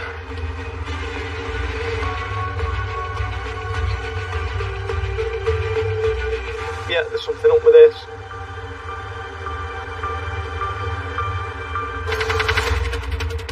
Yes, vehicle's failing to stop. Advance driver, pursuit, T-Tank, DRA follow at this time. Weather conditions are wet. Speed is 60. Right. While Scott pursues the suspect, Andy and PC Dan Mitchell race to provide backup. Units to respond to possible Stinger. Take it for, sir.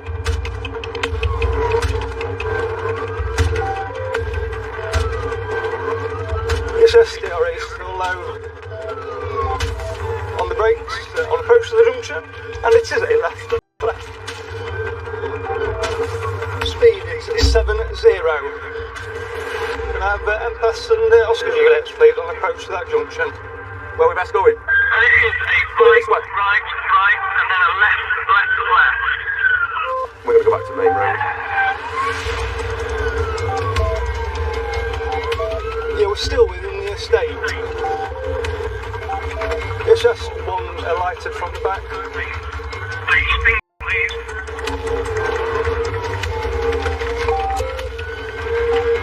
So another one out and running, another one out and running. I believe now there'll just be one driver in the vehicle.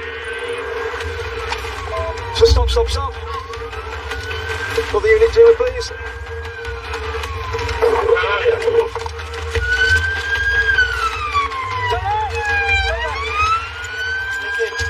I've just had a knife in my back. Wanted me to go. Safe and well maintained. I just had one to trimming on it, so I had a knife in my back. I'm not giving you no trouble, don't worry. That's why I stopped for you as soon as you got out. 1015 passenger, please. 2459. Oscar Charlie 15. Quite a bit of arrest history. Controlled class A, heroin, crack cocaine. Yeah, lovely. I would suggest that's what his friends were doing. You been drinking tonight? No. I can smell alcohol on your breath. Yeah?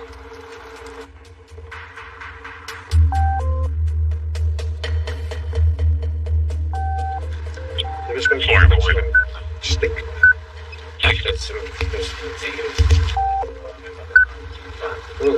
Told me to get him away far enough. So you've seen me let him out, surely?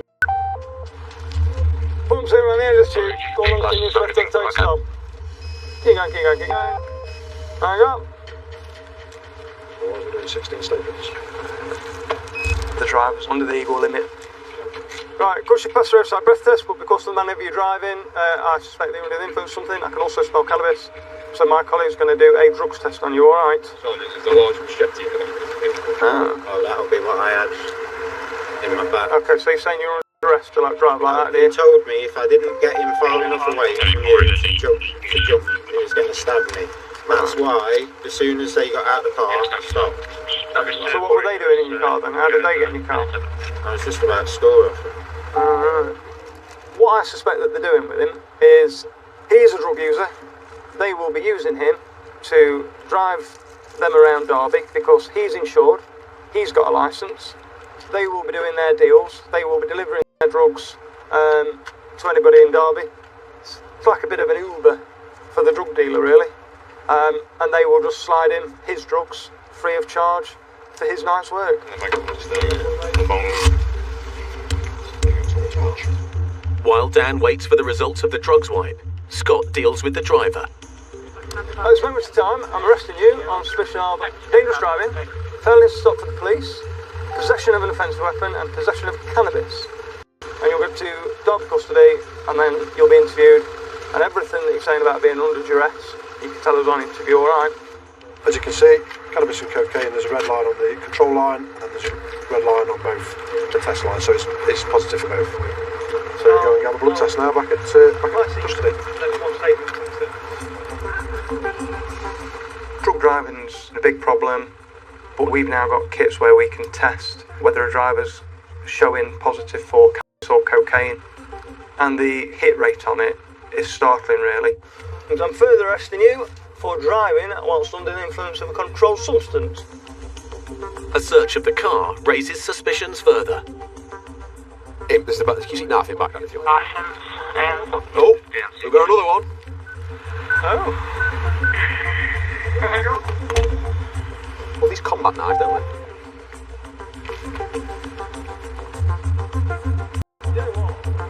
they? There's two knives. That was on the floor on the rear side near, so passenger side. It's probably about, I don't know, blade's probably about, 15 inches long, maybe. And then there's another one, another combat knife, and that's probably about, 12 inches probably. So I'm sure if they were to be used on you, you won't come out very well. So I think they call them, some potentially zombie knives, so I'm not really sure, definitely combat knives. It's horrendous to think that they're on the street. They've got no need to have those. There's only one reason, that's obviously to hurt someone or to intimidate someone. That's all it's there for. I don't say this often, but I believe him. one's run out, then another one's run out, then he's stopped, and there is a big knife in the car. Yeah. And he's Aaron, you really. They'll be cooking him, won't they? Yeah, they'll be just running him about to deal the drugs, hence why there's a deal of cannabis on the back and a bit of money. And he's stopped. And a big knife, and then he's stopped when they've run off. He's clearly a drug user. Possession of those knives and the failed stop, I would suggest that's going nowhere because they're not his knives. I wouldn't suggest, I would believe that they're the lads that were in the back. And if they're saying that we're going to kill you if you don't do this, then who wouldn't? The people at the top of the drugs trade are just exploiting people, from the low-level dealers to your drug users. It's the people at the top are the ones that need to be targeted. And I know they do get targeted, but more often than not, it's the people at the bottom that fall. Cannabis is there, a very small amount. It's a huge deal whatsoever. So I imagine that whatever drugs they did have on them, they probably ran off with the other two that were in the car. And obviously they'll find some other poor victim to drive them round and deal the drugs as the circle unfortunately continues. We've got it, we've got the vehicle. Coming up. Sir, you been detained under Section 23 of the Mischief Drugs Act. Derbyshire's road crime team hunt down a suspected dealer. Please! Scotty, do you want this phone? Drug dealers really don't want us to have access to their phones.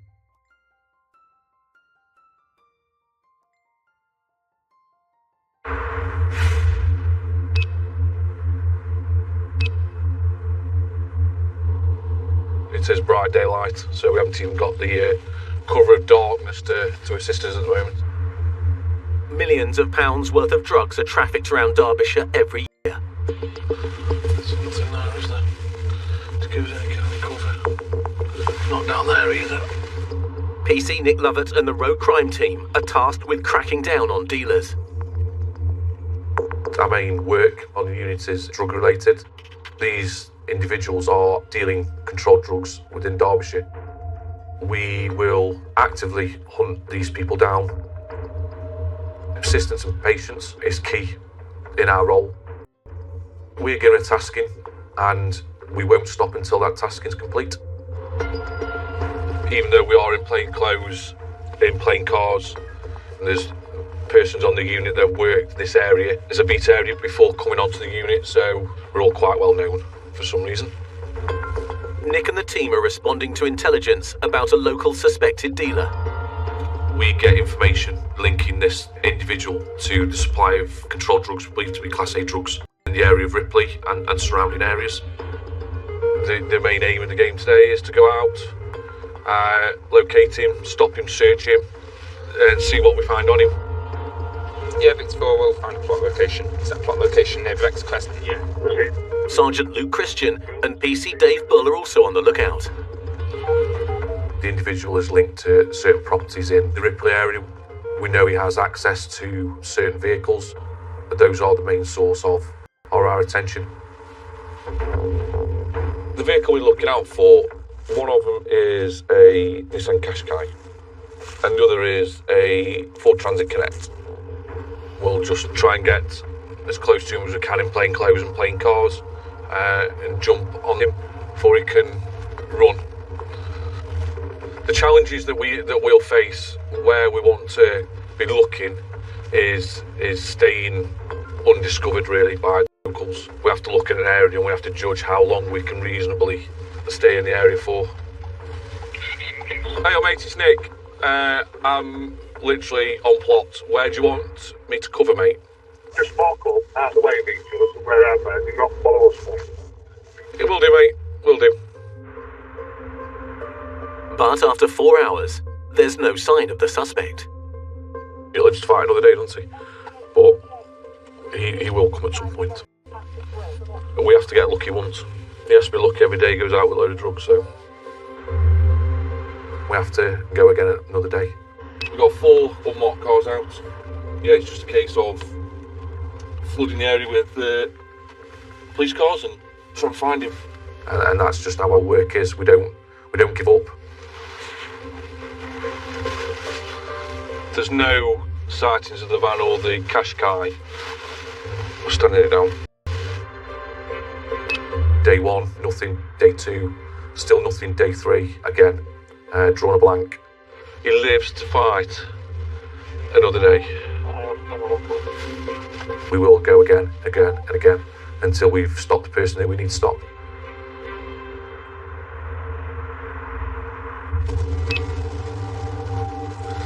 The plan is on a rainy Wednesday, we're back out looking for the same lad that we've been looking for the last couple of deployments in Ripley.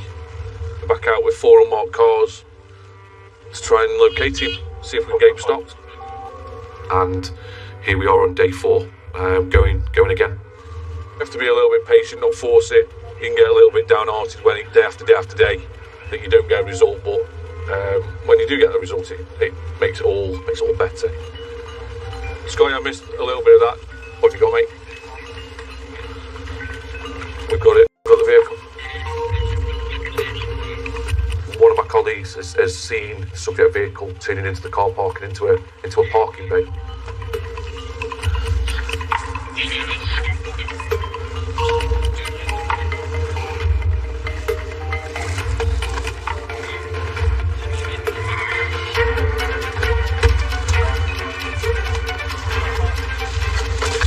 Right. I'm good.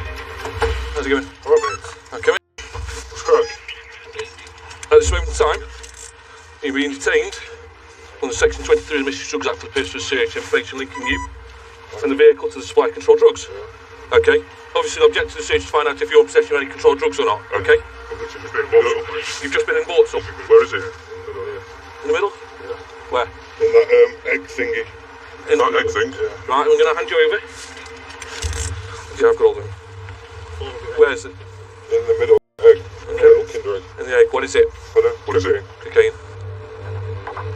It's not uncommon to offer an amount up, so we're always cautious as to whether they've offered that up, knowing there is another further amount, and they hope that we will just take what they've offered up and leave and not search properly. Well, that certainly isn't the case with us. How much is it, mate? 6, I've been bought. Okay. And I'll be honest with you, mate, you're going to get locked up. I know, yeah, I agree. I'm going to search your house. Yeah. There's nothing in the house. No. You sure? I've got nothing, no. Your phone? Yeah. What's the PIN number to it? I'll tell you. Okay. Fine. Just to let you know, okay, at this moment in time you're under arrest on suspicion of possession of intent to supply Class A controlled drugs. Okay? Yeah.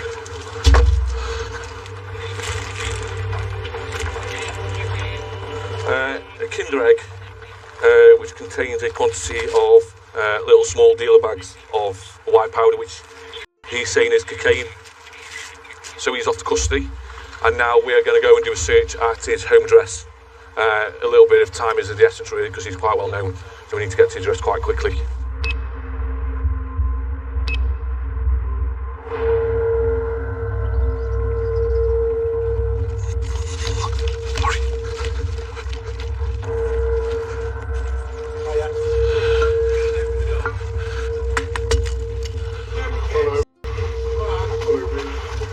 We're in, no issues. Bit of a result that we've been able to put the door in. There's a female and 2 children in there, so just have to be mindful, obviously, of not scaring the kids and things. And yeah, we've got a job to do, but obviously we don't want to scare the kids, do we? So we'll go and start searching and stuff. Get it done as quick as we can. We are looking for anything drug related, anything to prove the individual's linked to the supply of controlled drugs. So did you want this phone? We locate a mobile phone. Mobile phones can be key to us within the investigation, and a lot of drug dealers and drug users really don't want us to have access to their phones. Are we all done in there? Just got to do the cash card.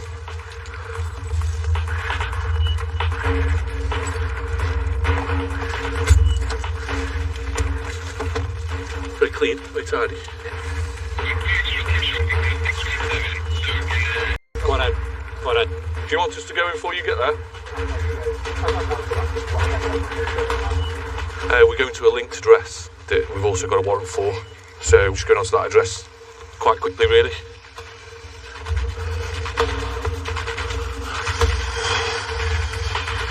Probably not as fruitful as we'd hoped, but there's certainly items of interest in there. We found a phone, hopefully that's linked to him.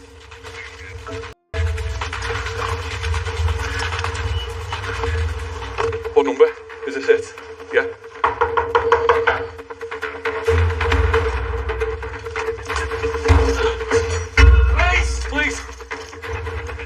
there to prove or disprove the information that we're getting.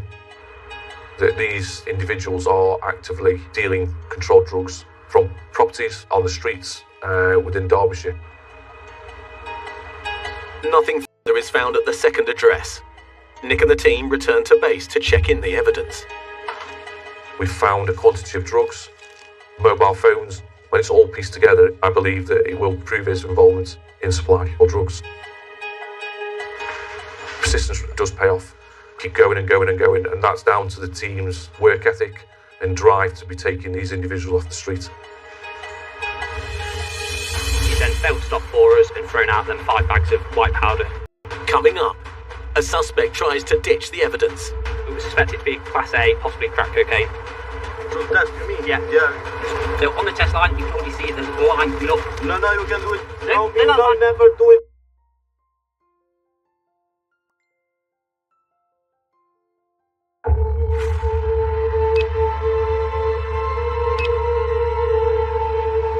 Contact the vehicle. Yeah, no worries. I'm quarter of a mile from junction 26, so along. Near Derby, PC Andy Swift is responding to a call for backup.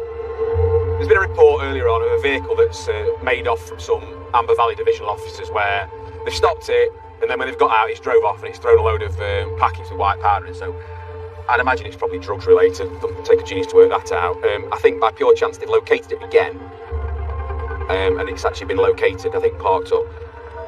Good skills, everyone. You.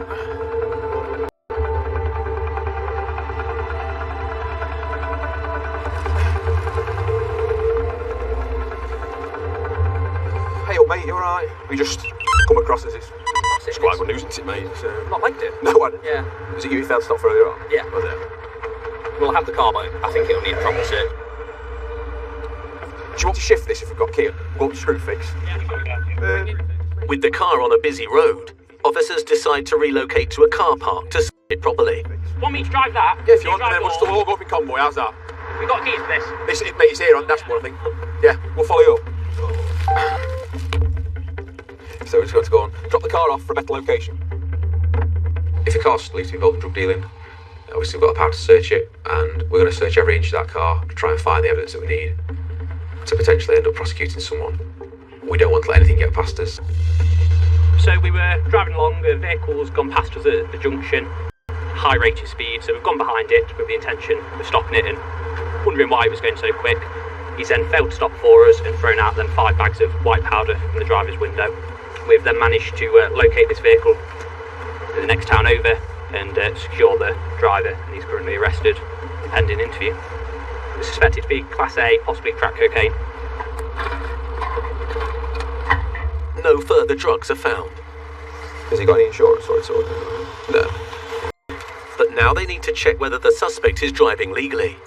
Have you got proof of it with you? What is proof? Well, Insurance? yeah. Yeah, you just give me this one and I tell you in my name. No. Have you got a policy document? Have you got access to a policy document? Yeah, if you let me to find No, it. not at the moment, but I'm saying you have got it. Yeah. And have you got a licence? I have Albania license. Have you got it with you? No, it's not with me. That's bad news then, because how do we prove you've got a licence? I'm going to require you to provide me a specimen in the saliva, okay? Because I've got reasonable suspicion that you might be under the influence of drugs. So, I'll perform a roadside drugs test, okay? Drug test, you mean? Yeah. Stick your tongue out, like that. Now I'm going to scrape this on your tongue, okay? Okay. You can do what you want, bro. So this test for cannabis and cocaine. Okay. He's been subjected to a roadside drug test. I think people don't realise how long it stays in your system, and I think it's so much more prevalent nowadays. I think a lot of people who would not drink drive don't realise that they are drug driving. Okay, so it'll take about 10 minutes to work. And we'll see what the results are, okay?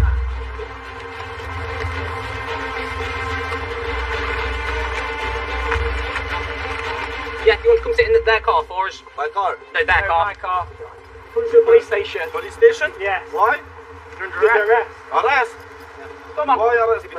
Yes, you want to put cuffs to the rear though, just. Yeah. I've just got the cuffs on straight away. Why? Yeah, no, jump in then. Hold the seatbelt for me. Tell me why you say me arrest. Okay, so tell me you're getting custody, but it's been explained to you. Yeah. I've seized both his mobile phones and drugs. I think that goes without saying. started to show up a line. Already, as you can see, that's yeah. So if you want to favour because it's positive. So it's 1854, the further under arrest on suspicion of drug driving, okay? No, drug driving, bro. So you do not say anything, but it may harm the defence when questioned, something later down in court, and it will use any evidence. So on the test line, you can already see it, there's a line below. No, you can do it again, so bro. Maybe it's wrong. No, never do it. So what happens, you'll go to your police station, and they'll do a further test, an evidential test, to determine... You can do every test, bro. That one maybe is wrong. So they'll do that at custody. This is just a preliminary test on the roadside, and they'll do an evidential one at the police station, okay? He's failed drug swipe, no license, suspected of not having any insurance, and he's failed to stop. Coupled with the fact that obviously there's been drugs thrown from the vehicle, so he's the type of person that is going to basically cause carnage on the road.